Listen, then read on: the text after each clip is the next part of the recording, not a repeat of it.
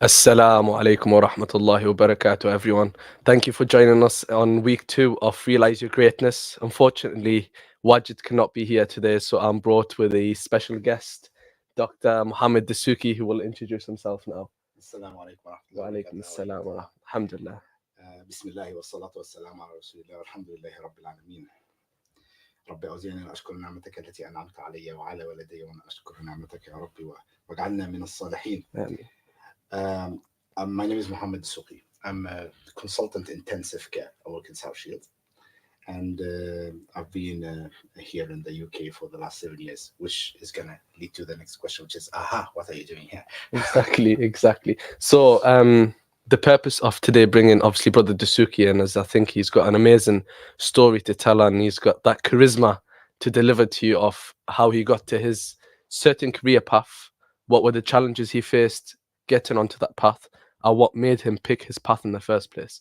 So, inshallah, we'll start off with how come you picked to be a consultant in the intensive care unit? Well, it started by passion actually. When I started working in medicine field, I felt like this is amazing.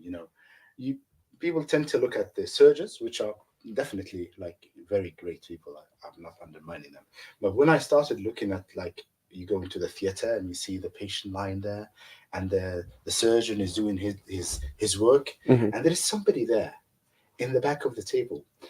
Nobody notices him, but then when things get so nasty, like the patient is about to die or something crazy happens in the theater, people tend to stop and look at that person, Yeah. and he does few magical things and things get sorted. And I felt like, oh, this is strange.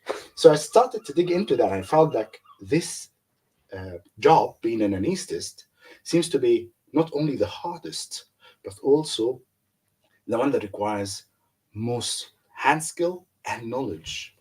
And I felt like I would like to be that. I would like to be the person who, when things get hard, people look at you and you fix it. So this is how I chose the path of being an anesthetist. MashaAllah, it's really an amazing story. Just a quick insight.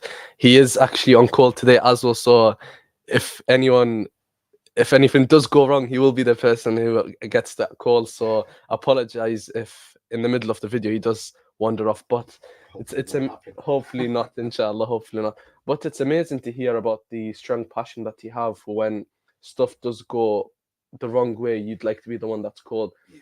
But how did you get to that certain path on So you enjoying it and finding out it's so I started in Egypt. I'm Egyptian originally, and I started in Egypt. Things in Egypt are not as easy as they are in the UK, and if I may, probably not as organized as well, Mhm. say the least. Yeah. And while I'm working in Egypt, I felt like there is more to know, there is more to do, there is a lot of things that I would like to put my teeth into. Mhm. And then I moved to a specialized career. So it was a cardio anesthesia, like putting patients for cardiac surgery to sleep. Mhm. And I spent like many years doing that in Egypt, which was like a great passion. But I felt like still there is one more step to go, and hence I moved to Saudi. It's a very good center there for cardiac anesthesia, which is called Prince Sultan. It's in Riyadh, in the capital. And then I felt like still I have more to go, and hence why I felt like I would like to Uh-huh. get more knowledge, and that would what took me into the past to go into the UK. I think everyone's question is where has all that hunger came from? Uh, I always had the passion to knowledge, Uh-huh. not just in anesthesia and intensive care, but I had the passion to knowledge in general. Like you can say something beside me, and I don't ask you why, how, what. I tend to do that. Mhm. So the passion to knowledge, I think it's something that comes innate in a person, but I feel like you get that as well being a Muslim. You always have that feeling like I want to know more. Mhm. And if you ask any of the new Muslims who have just came into Islam, that's how what brought them to Islam, the passion to knowledge. So I think this is what made me want to do more. Amazing. And I think my next question would be throughout your childhood, teenage years, and upbringing, what were they like to shape the man that you are today? MashaAllah. Uh, like most doctors, I didn't want to be a doctor. Of course. So my Yeah. my childhood was like an engineer startup. I had some passion about technology, programming. I had a programming company when I was um, 20 years old, and I had done a lot of things like gaming and database and all that stuff. Mhm. So I started with the passion of being an engineer. Amazingly, I moved to medicine because in Egypt, surprise, surprise, doctors get more money. Yeah. And when I moved into medicine, I still had this passion. So I like media, I like teaching, I like technology. So I went to acting at the beginning. I went to become a director as well in theater. Um, I had some more prizes taken during the years of my college, but I still felt there's something missing. I couldn't fill the gap in my heart, basically. And I think that the only thing that filled that gap is the passion to save people's life. And I think, when do you realize that you have a gap to fill in, and how do you come to the conclusion on the approaches that you do to fill that gap in? Yeah. Because, like, most of us growing up or Yeah, getting to the middle age, we feel like there's something that we are losing, or exactly. something that Yeah. we don't have a part of us. How do we manage to find it and pursue it? We need to acknowledge that every person's journey is different. Okay, but the routes are the same. Everybody will take the same route, whether you like it or not. And of course, these routes can be a bit diverse. But what I feel like, you need to listen to your passion. It will lead you there. For example, I have left acting and directing for many years, and till recently I've been doing that. So I have currently the Ebony Foundation, Ibni and Foundation, yeah. during the using the Ebony Foundation, I've rebuilt that passion.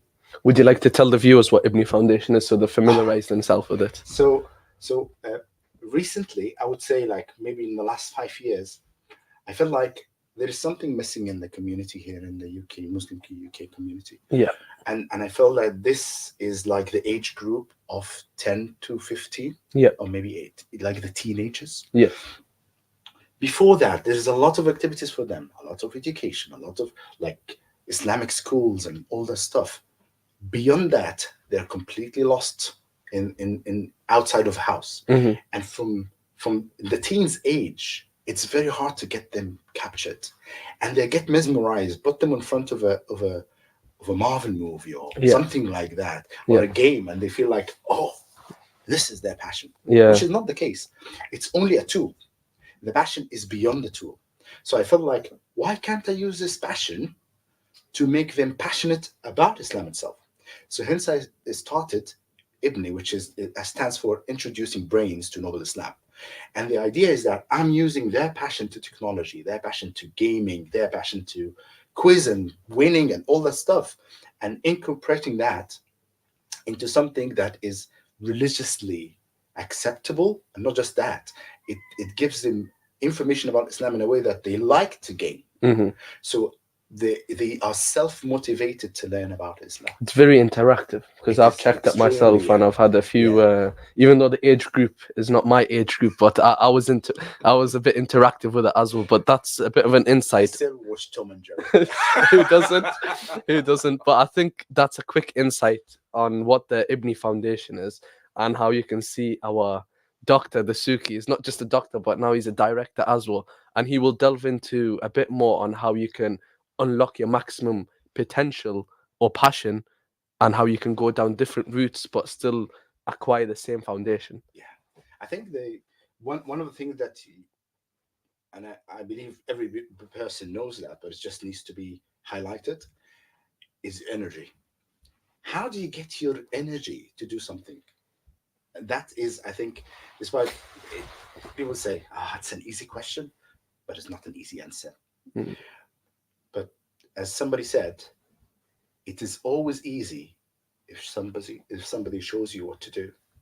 So the energy that you have inside you is what is going to make you great. And what makes you great is the things that you are unique about. For example, a person who has an augmented memory will be like an augmented memory superhero. Hmm. Somebody who has um, extreme power will be like a Marvel superhero by his power, something like that. Yeah. So this unique thing, this strength that you have, which makes you unique, all of us have it. Each of us different way. Hmm. We just need to dig so hard to find it. And we are blessed being Muslims by having that. Alhamdulillah. Yeah. That's why I always say that if I was asked, what is my superpower? What is the thing that gives me the maximum strength? It's Islam. Of course. And I think people will ask you the question on how do you delve into the inner superpower? But if you're a lost soul, and let's say for us Muslims, we didn't have our Islam, we'd be in a thought of 1,000 thoughts. Do you agree with me? I agree. So once you are a bit more grounded, you have the priorities, which is your deen, your family, and your life goals. I think you'll be able to delve in a bit more on what the inner superpower is and how you can use it to either help yourself or help your community. The superpower is to be used to help yourself and others. It's like what you're doing with the Ibni Foundation at the minute, the directorship is to help kids and teenagers be a bit more interactive with the deen, correct? Yes. So I think it's that superpower is always to be used. It always comes back to what I told you, that there is a single path that we can all take. We will end up in different destinations, but still the single path. And we all say it while we're doing the prayer every day. Ihdina as-sirat al-mustaqim. You're asking Allah to give you hidayah, directions, Mhm. be your map, guidance, navigation towards that right path. Exactly. Yeah. And whatever Allah is going to guide you through is definitely going to be the right path. Yeah. You can't end up being a great doctor or a great nurse or a great teacher, but the greatness will only come through taking that right path. I fully agree with you. Yeah. And saying that, if you listen to, for example, Umar ibn Khattab, and this is one of the great quotes. Umar ibn Khattab, he said that نحن قوم أعزنا الله بالإسلام. أعز means it. Allah's given us that honor, that greatness. Allah's given us the honor, the greatness of Islam. Mm-hmm. Yeah. And that is so unique to us as Muslims.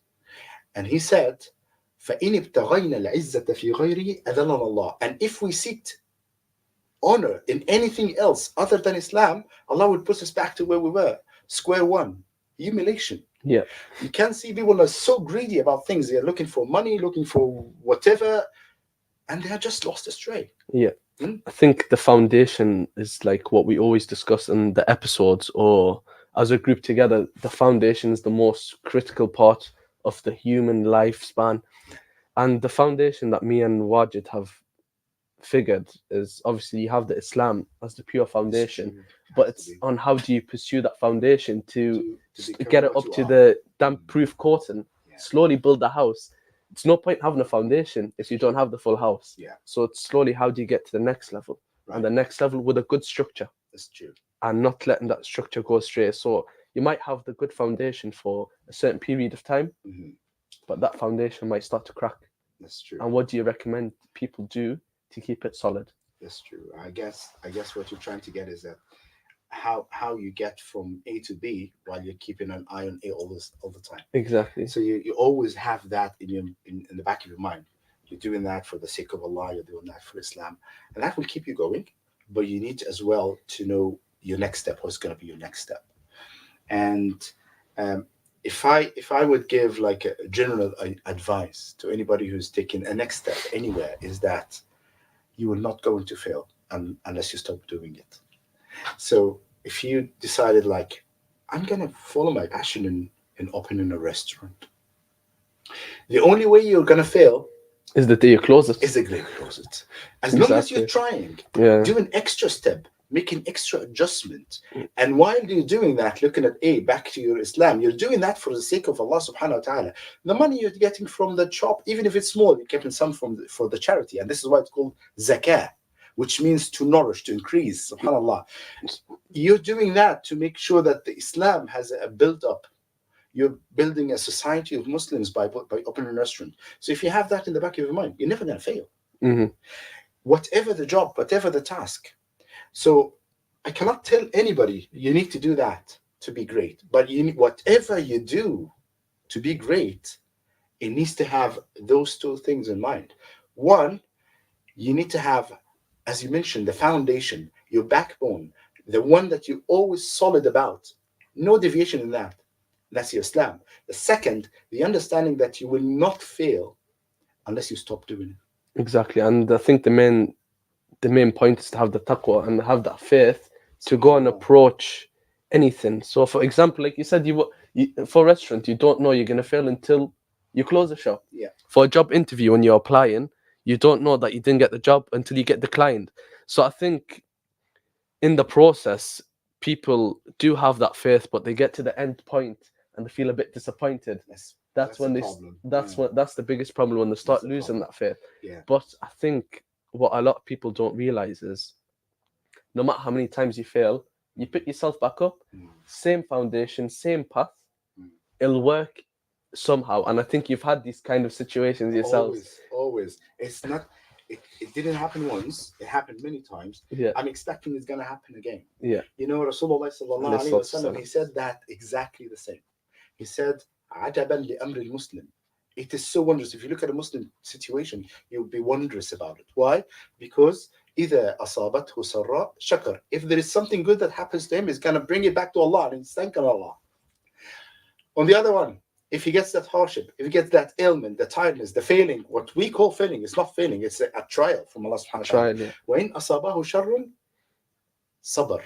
And if he gets that ailment, the tiredness, he's going to be patient. And where is he going to go back to? To Allah subhanahu wa ta'ala. May Allah give me extra strength, extra help, so you never fail. I think that goes back to having a solid foundation. Having a solid foundation. And the thing that's always mentioned is the sabr, is the patience, is the faith. And I think in the moment you may think, I've got plenty patience, I've got plenty sabr, but we've all been in that situation where we have been impatient and we have been disappointed. And I think what a lot of us struggle with is how do you overcome that disappointment and that struggle to still see that clear path? And what would you suggest? Because I have my answer. I'd like to see your answer from obviously an older perspective and a doctor perspective. There are two I would say two dimensions to that.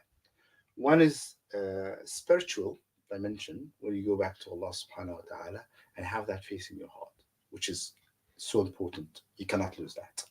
The second is be a support. You need to be among those who are going to help you in what you do. And this is why, again, Allah subhanahu wa ta'ala, He didn't say, be with the ones that's going to help you. He said, be patient while you are with the ones. فَاصْبِرْ نَفْسَكَ. He said, Allah subhanahu wa ta'ala, be patient with the ones who worship Allah, because they are the one who are going to support you. So your inner energy from the faith, the perpetual faith, which I like to call, because every time you get hardship, that faith is fed back to and grows. Every time you get good thing, it fed back to and grows. So it's always growing. That's the iman. And being with the ones who are going to help you if you felt like you're in despair and tiredness. Could be your friends, could be your family members, could be your mosque lead. And this is why the community of Islam is so supportive, unique in that case.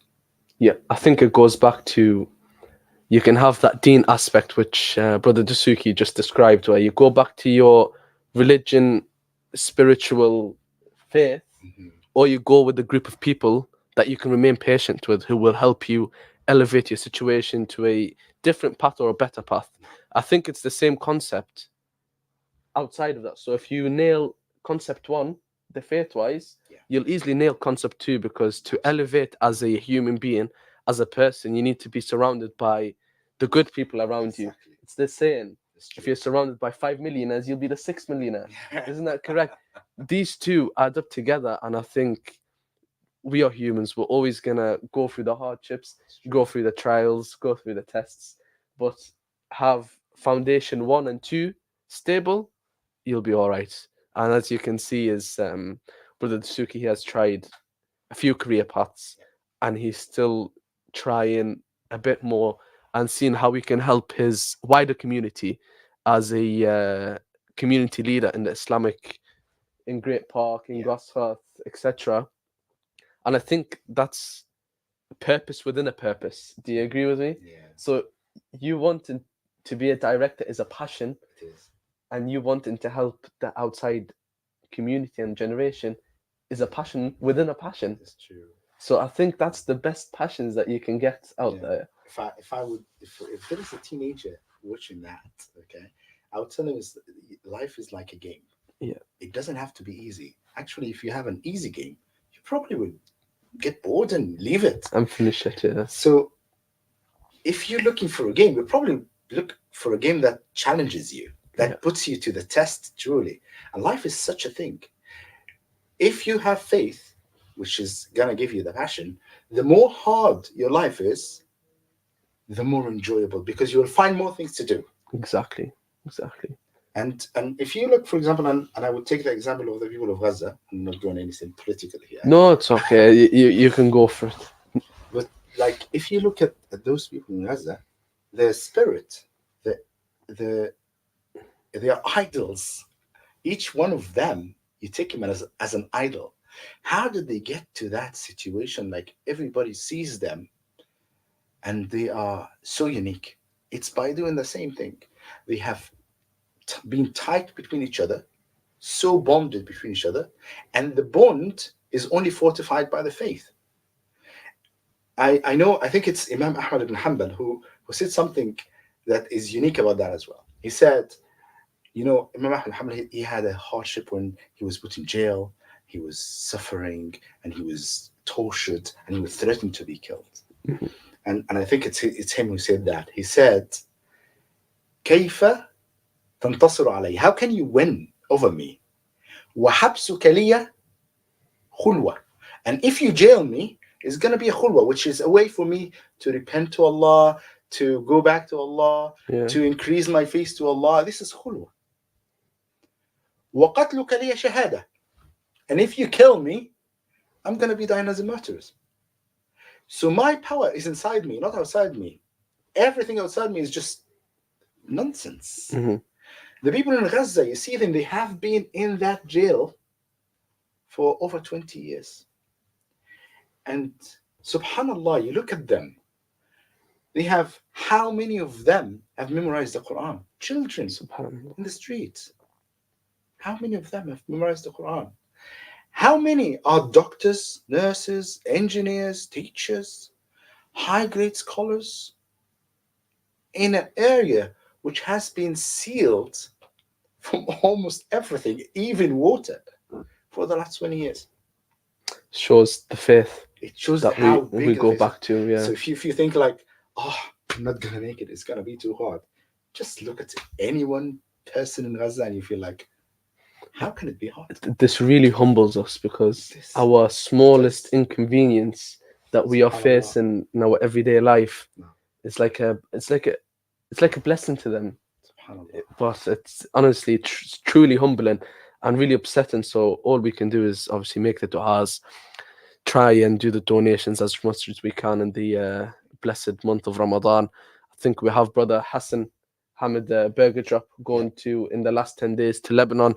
So if you want to help out, you can donate to that cause. You can find it on his Facebook, search up Hassan Hamid, and you'll be able to donate there for our brothers and sisters in Gaza, inshallah. You've mentioned Ramadan, which I think because we're in the month of Ramadan, we cannot skip that. Yeah. If I tell you, Sorry, I think we have a question. we have a question. Yeah, I think Oh, we've had Dr. some of Eid. this there. Yeah, a friend of mine. So Eid is asking, how can we cope with feeling powerless as Muslims witnessing atrocities against our own?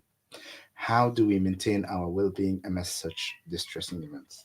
It's a very hard question. Very. Yeah, I know Eid likes hard questions. Yeah, he put us on the spot there. So- Thank you, Eid. So Dr. Mansi is highlighting, how can you, as a person, as a Muslim, see the atrocities that are happening around you and still maintain and still cope? I think Okay. just a small Mm. something for me to add in if they can have that much of a strong faith, how in can't we? themselves. Subhanallah. How can't we have a strong faith Yeah. in them? So if you look back, this is not the only atrocities we had as Muslims. Yeah. And it's not the worst. It's just I agree that it is really bad. But Muslims have been having that kind of situations. Imagine the Mongols, when they attacked the Muslims. Cities, countries of Muslims were killed, slaughtered. And still Islam just rose up again. And the question here is not about how Islam is going to rise again, because it will. This is the sunnah of Allah subhanahu wa ta'ala in His creation. Islam is going to go back again to be the greatest religion, and the people of Islam are going to be the greatest people. This is what Allah subhanahu wa ta'ala promises is going to happen. But the question is, how will I be the greatest during that mihna, during that suffering? And the way is, I would say, look at your paper. Look at your tests. You're thinking about it. I am not there. Each one of them, their test is on the ground. Whose father died is tested on the ground. And he's been tested and he won. He gained. He already been elevated by that. The one whose daughter and granddaughter and grandson has been killed, all the families have been killed, he's been tested. And Allah subhanahu wa ta'ala will only test you with things that you can succeed on. لا يكلف الله نفسا إلا وسعها. I don't think that any of us can tolerate any of them. Okay? This is so hard. But again, if Allah tested you with that, Allah knows that you can win. You can succeed. Yeah.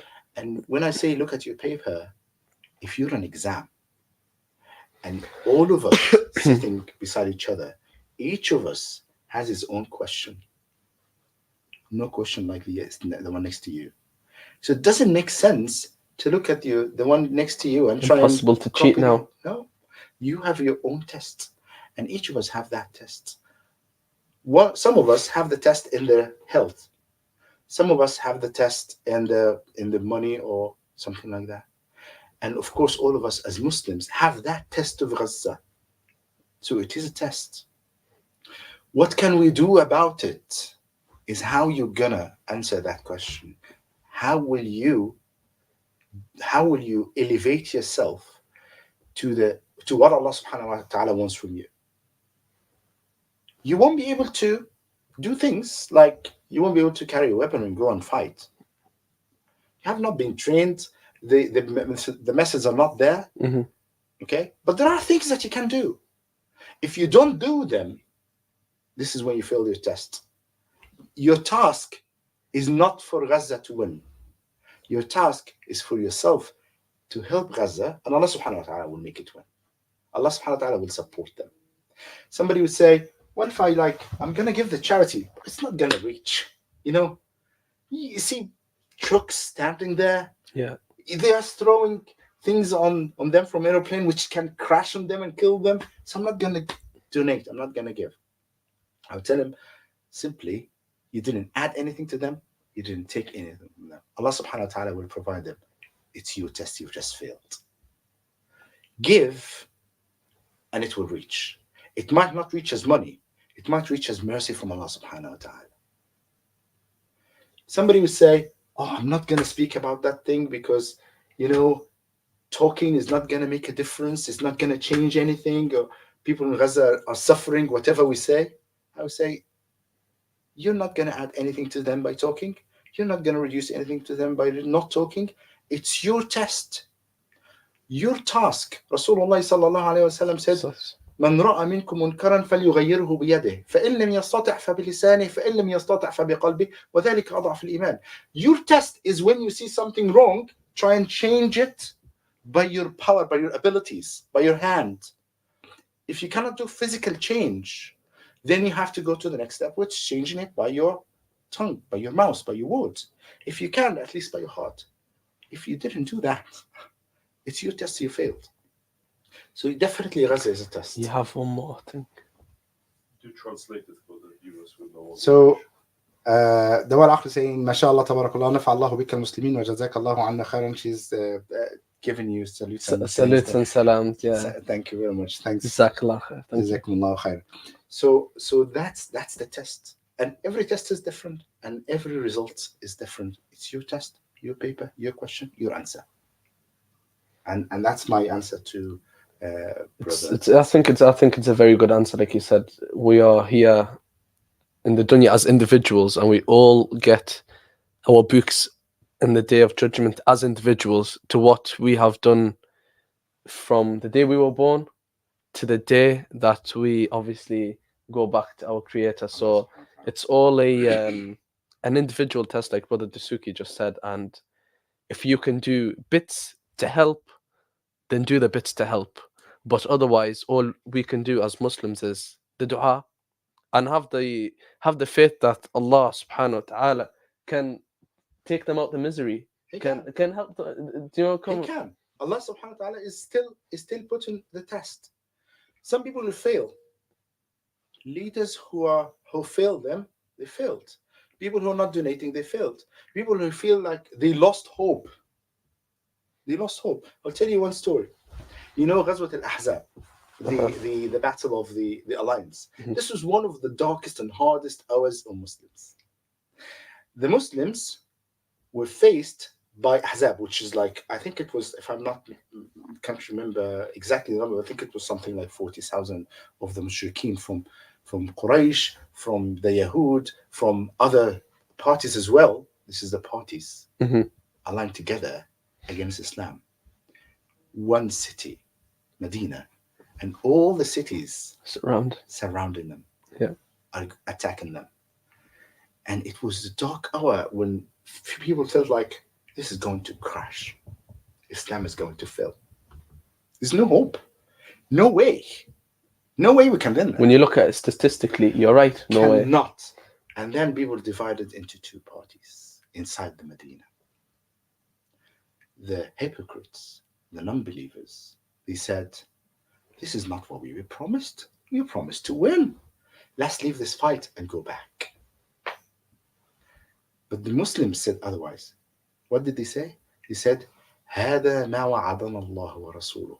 This test is what Allah subhanahu wa ta'ala told that this is going to happen. Allah subhanahu wa ta'ala said they had more faith. Back to the concept I said, perpetual faith. Mhm. In the darkest hour, that fit in their faith, that elevated their faith. Subhanallah. فزادهم إيمانا. So if you see the test from Allah subhanahu wa ta'ala, go back to Allah subhanahu wa ta'ala, because this is what Allah wants from you. MashaAllah. It's amazing when you summarize it like that and bring in examples which have happened in the past. And we've had plenty other situations in the Muslim countries, for example, Iraq, Libya, etc. SubhanAllah. And it just shows you that in the time where we are looking at it from a human perspective, living in the United Kingdom, we are feeling powerless. We can't do anything. But as we go back to the fundamental, it is just a test. And we, as humans, need to fulfill our own tests, which is the donations, Yes. the speaking rightfully for them, Yes. and trying to do as much as we can to help them. For example, the boycotting, it worked really well. And everyone done it straight away. And it's all individual tests. And it's about how you take that certain challenge or test that Allah has put on others or on yourself. And how can you elevate yourself and your faith by having that trust, having that taqwa, etc. This is And your battlefield. This is it, yeah. Each And one of us is in his own battlefield. exactly, and I think that summarizes it to Brother Iyad's question. What do we do? Have faith. Have faith and use that faith to move forward. Exactly. SubhanAllah. Exactly. SubhanAllah. I'm gonna go back to the idea that I think we stopped at, because I think it's very important. Yeah. We are in Ramadan. Yeah. Okay. I'm fascinated by the idea of superheroes. Yeah. Okay. It's one of the sins I cannot get rid of. Subhanallah. I do like superheroes, but I feel like this is something that is very important. Do you watch anime? I do. Okay, that's why. But Okay. it's like, I feel like, oh, what should I do about it? Yeah. It's a passion. Okay.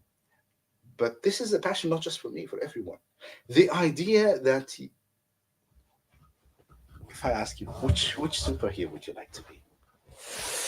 I think that's a question where which one would I not want to be? that's the answer. Which true. one would I not want to be? If Why I could can't I be have one? many superpowers? Exactly. And I will tell you, when I looked back to what I was doing in the last, and I'm 40 odd years now, for the last 40 MashaAllah, years. you don't look it, mind. Yeah. You don't Yeah. look it. You Yeah. don't look it. And I think the Don't viewers, tell anyone that.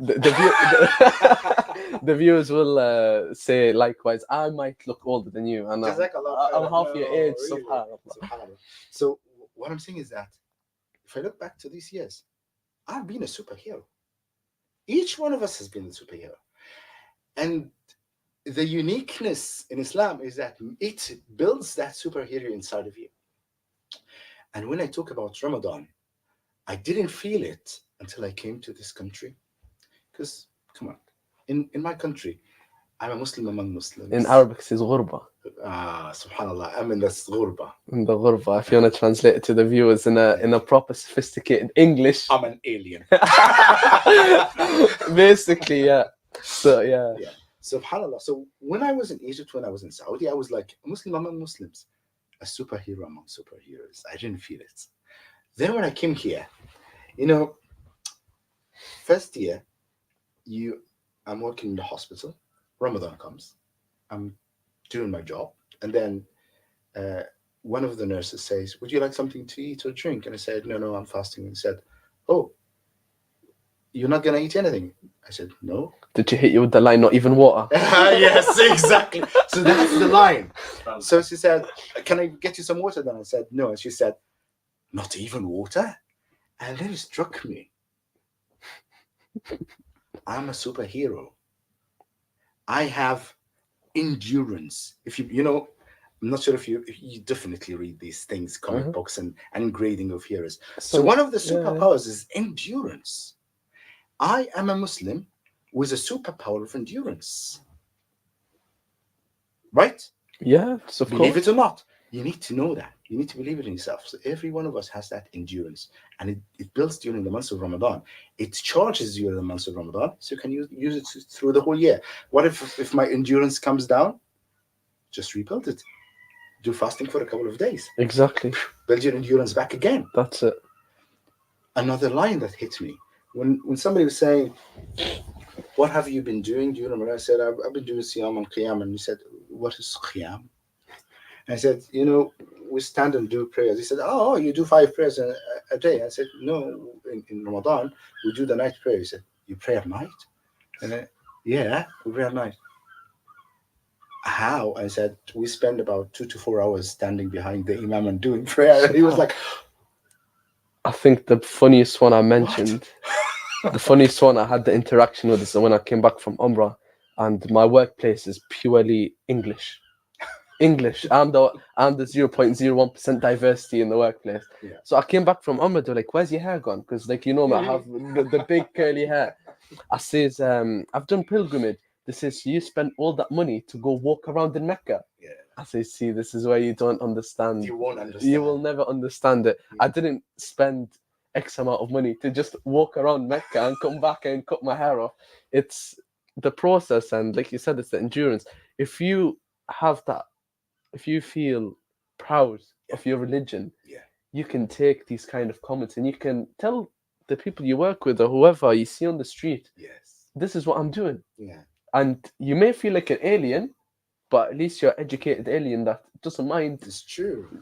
Telling people what it's about, and I think it's beautiful. And it's part of you being a Muslim as well. It's part of you as a Muslim. Your target is to get everybody into Islam by doing da'wah. Da'wah doesn't mean to force people into Islam. It's by showing people Islam. Shout out Islamic Diversity Center, which they are doing an amazing job, mashallah, with mashallah. it. And blessed in Newcastle and the areas surrounded by having subhanallah, honestly, shout out to them. Mashallah. So doing da'wah is part of being a Muslim. And it's a major part of being a Muslim. Being, like, I know some might say, I'm not going to tell anybody that I'm fasting because they might look at me strangely. No, you should, because they will ask you, what is that? What is it about? Then you can give him a line or two about Islam. They might not be Muslims in the same day. but building on top. And I have seen that. I've seen people like, you give them something and it sticks in the back of their mind And they start and keeps exploring. nagging and they start exploring. Yeah. And Allah subhanahu wa ta'ala has given hidayah by you just by saying, I'm just fasting. Yeah. Or people who like go and do the prayer and in the workplace and say, where are you going? I'm going to the loo, for example. Yeah. Just say you're going to pray. You say, I'm going to pray. Yeah. Why are you not saying, I don't want to be like different? But you are different. You are unique. You are a superhero. Yeah. So you need to know it. You need to feel it. You need to act it. I think we all have this greatness within us, the superpower, It's true. but a lot of us don't utilize it or even go out the way to find it. It's like the example is when you are going to pray in a workplace, why are you ashamed to say, I'm going to the loo? This is a superpower that you can bring out saying, I'm going to pray, and say it confidently, and they'll never ask again. Yeah. So every time they're going to time your loo time, and they're like, what? You've been in the toilet for 10 minutes? That's a long time. I've seen it happen to someone. I say, it's just, bro, tell them you're going to pray before they start thinking you got stomach problems during the day. But it's amazing when you put it in such a perspective on how we are great Yes. and how we have all these amazing stuff that we come with as Muslims, basic. And subhanallah, a lot of us don't really realize it to sit down to reflect on it, It's true. It's which true. I think is an Yeah. issue Yeah. that we have, unfortunately, especially in the younger generation. It's true. Yeah. Especially, yeah. I think that it comes from the forces back. So there is a negative force. If you say there is definitely positive forces like the Islam and religion and faith and Quran and Salah and Siyam, there are negative forces around us, and we are in a community which is, come on, we cannot underestimate the power of the peer pressure of people around us. A really good friend of mine called it Fitness Central, the United Kingdom. So I think this is where we need to look after ourselves, Yeah. and especially if you have strong deen, make it stronger, It's different. make it much stronger. Where the outside, I'd call them bubbles or distractions, won't be able to get into your bubble. Yeah. Do you understand where I'm Yes, coming from? I know. It all goes back to the strong deen, even to the question from Iyad. How as Muslims, how can we sleep at night knowing this is happening? As strong faith, strong deen. I think a lot of the stuff that we are surrounded with goes back to the main concept, which is having that strong faith. Whether you are in Egypt or in the United Kingdom, there's bad and good everywhere. How do you avoid all of this and carry on that one path that we are all designed to go on? Is having that strong faith. Do you agree with me? And I will go back to the idea of sleeping at night, because I think Allah subhanahu wa ta'ala answered that question for all of us. Like, how can you sleep at night? You can't. You shouldn't. Allah subhanahu wa ta'ala says, تتجافى جنوبهم عن المضاجع يدعون ربهم خوفا وطمعا. Normally, being a Muslim means like you cannot sleep. You feel like there is something.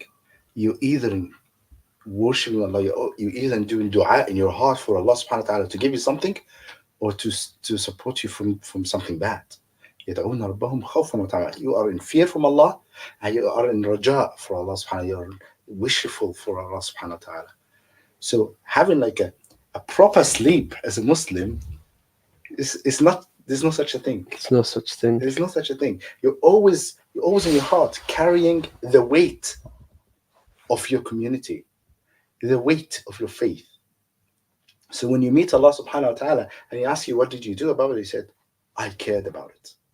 I did something about it. Yeah. SubhanAllah. It goes back to the reflection. Definitely. It goes back to reflection when you are in your bed at night, never mind sleeping or praying or making dua. You think to yourself, what have I done today at the masjid or anywhere that might have had an impact on a brother? Yeah. So, for example, if you portray yourself in a really good manner, that brother's always going to think, mashallah, he's a good example. I need to get to know him. Yeah. And I think we've all been in this situation where you see someone, you're like, mashallah, it's like noor. You're feeling that good vibe of them. But there's sometimes that occasions where we as humans we have the slight inconveniences during the day, during our lifetime, during anything. It's about that reflection bit at night time is what takes you to the next level, and Yeah. next level. Exactly. And if you'd like to say, people, from your perspective, how have you nailed the reflection bit? Mm. How have you kept going to the next level and not fallen down? Also having Deen as the fundamental, of Yes. course.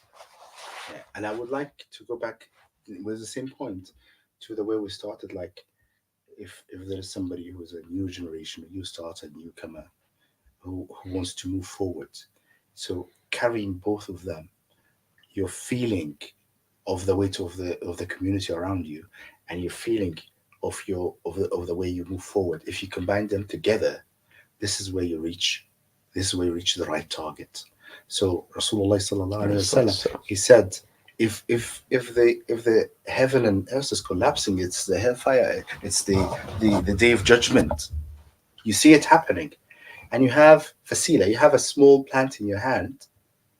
Don't throw it away. plant it. Plant it. But it's not gonna come on. Like, it takes 20 years for somebody to benefit from it. Your job is to plant it, Yeah. not to get the results. So move forward, have your face, be with your peers. I think this is a very good triangle here. Action, being supported by other, with your light of faith, and eventually we reach. Allah subhanahu wa ta'ala will give you the direction. 3 fundamentals. That's true. 3 fundamentals, and the main one being that faith. That's faith. Because That's if the you, light. because That's the if light that it, sheds you it is, it's Yeah. that connection piece. It's that electric It's true. to connect everything else to it, and I think it's amazing. But SubhanAllah. another question I had is, because we've had a big part of the conversation today about community. Mm.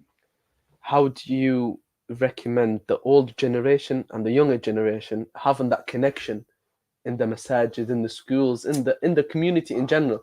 Because I think you feel the same way I feel. Dude. That connection is not there. Yeah.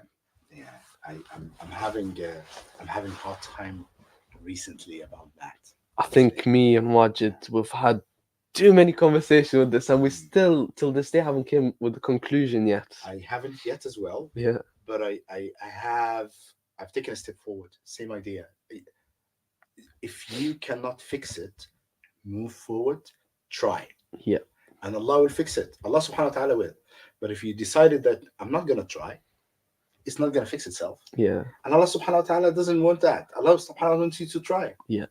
So the break between generation, unfortunately, is something that we have seen even in our countries, even in our back countries, is widening. And that's, I think, because the older generation are trying to stick with old methodology, and new generation have just erupted. You know, AI and VR and all these new technologies. There's no way to communicate with them. I think a fundamental part of me being where I am today, or having that knowledge, etc., and the confidence, is having that close relationship with my father and my mother. No. I think that's a big fundamental of me, which has helped me obviously reach the bit older community, Yes. and have that connection with them as well. Yes. But how would you recommend Going forward. How does it all? What's the middle link? The middle link. Right. So I think the middle link is still in faith. If the young generation were brought up on the idea of faith, they will still be following the faith recommendation, which is you need to be in contact with your parents. You need to support your parents. Bir al-walidain, salat al-rahim, all these things, they are fundamental in Islam, fundamental in faith. So you need to teach your kids that. Discipline is so important, but discipline is not punishment. And I think that's where we find the problem. You find parents are trying to do this, don't do that. You know, Rasulullah sallallahu alaihi wasallam, he had his servant, Abdullah. Astaghfirullah. Is it, oh my God, subhanAllah. Sometimes you get this. I A think scholar. Come on. I'm the same as you, Yeah. mind fog. Because with let's call him servant for now until we Yeah. can find So any. he was a child. He was a child when he came into the house of Prophet Muhammad sallallahu alaihi That's wasallam. not Okay. so. And one time Prophet Muhammad sallallahu alaihi wasallam asked him to go and get something to buy something. Yeah. And he went outside. And him, Rasulullah sallallahu alaihi wasallam was in his seat, sitting with the Sahaba. And then he felt like, oh, Al-Abbas. So he felt like he's taking so long time. So he just went outside and he found them playing with the kids. Imagine you're waiting for things at home and you go outside and you find a kid playing with the kids. What will you say? You probably will punish him. For being a kid. Rasulullah sallallahu alaihi wasallam didn't. Yeah. And he said when he grew up, he said Rasulullah sallallahu alaihi wasallam lam yanharni qat. He didn't do that. So this is the methodology. If you look into the like in UK and then what we call the advanced world, this is what they're teaching us. Do not punish them, right? So it's already there in Islam. The way to apply it is different. Breaking the barriers. This is what the problem is with being in Western countries. Sorry. Anas ibn Malik, jazakallah khairan. Anas. But about time we got the name. About time we got the Thanks name. for following that. Thank you. Sorry, we've just got mind fog today. We're too into our conversations, subhanAllah. So this what's happening here is a break in the relationship, which don't punish them. Let them do what they want. No, in Islam, don't punish them. Help them do what they want. Be their backup. Be always there with them. Here, no, let them do what they want. School is going to take care of everything. Media is going to support them. You don't worry about it. Yeah. That's the problem. But in Islam, it's not the case.